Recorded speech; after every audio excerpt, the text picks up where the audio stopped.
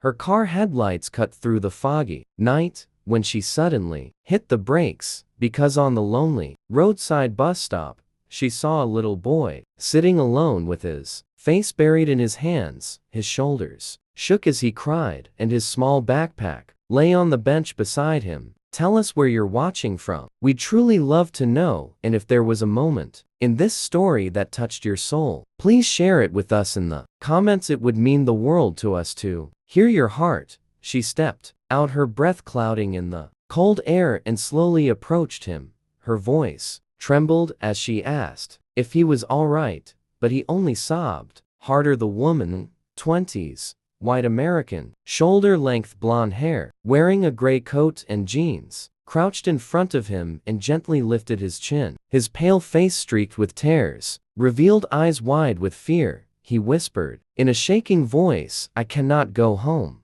She felt a shiver ripple through her spine and asked why. His reply came like a dagger. "My father is gone, and my mother never came back for me." Before she could speak, headlights flashed again. A black car slowed, then sped off as if watching them. She grabbed the boy's hand and quickly led him to her car, but his grip was ice cold and desperate. She buckled him in and promised safety, even though she had no idea who he was or why he was abandoned. As she drove, he finally looked at her and whispered a name not hers, but one that froze her heart, because it was her own father's name spoken as if this boy knew him. She almost swerved off the road, her hands trembling on the wheel, not knowing how this stranger child could know a piece of her buried past. Her chest tightened as the road stretched endlessly ahead, and the boy sat quietly beside her, clutching his backpack. She pulled into a diner where neon lights buzzed against the windows and led him inside,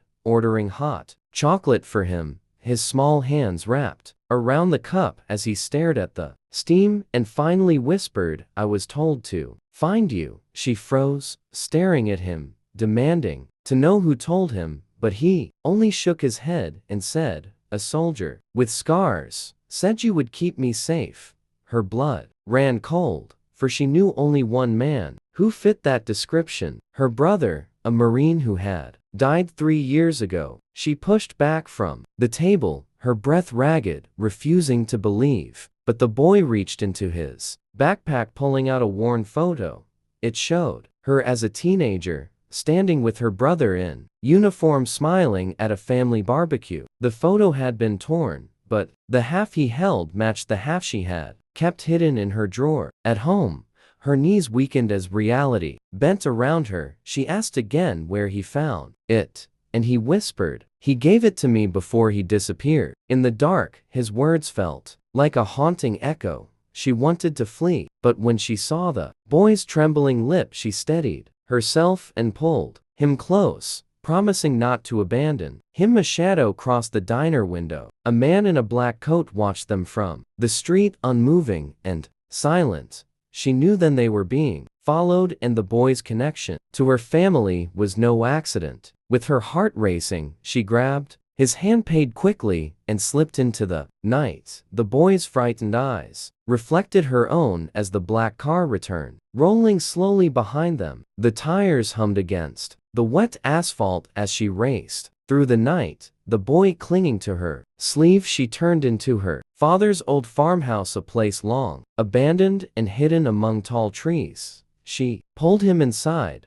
locking the door, her pulse hammering. The boy sat on the couch, shivering, and whispered, "They want what he left me." She asked what he meant, and he slowly unzipped his backpack. Inside was a small wooden box, carved with her family initials, the same box her brother once promised to give her but never did before she could touch it. Headlights swept across the windows. The black car had followed them. Shadows moved outside, boots crunching on gravel. Her fear spiked, but the boy gripped her hand, whispering with surprising strength. He said, "You are braver than you believe." She remembered those same words from her brother years ago, and something inside her ignited. Gathering her courage, she pulled the boy behind her and stepped to the door. When the figures forced their way in, they found her standing defiant, holding the box close. The dogged men froze as the boy shouted loudly, "You cannot hurt her. She is my family." The room fell silent. The leader lowered his weapon, eyes narrowing, then backing away as if faced with the power beyond them. Moments later, the car engines faded into the distance. She collapsed to her knees, tears streaming as the boy hugged her, whispering,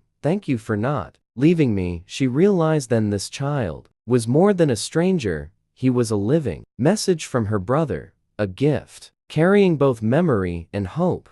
The farmhouse stood quiet, but her life had been changed forever, for in protecting him, she had finally found herself.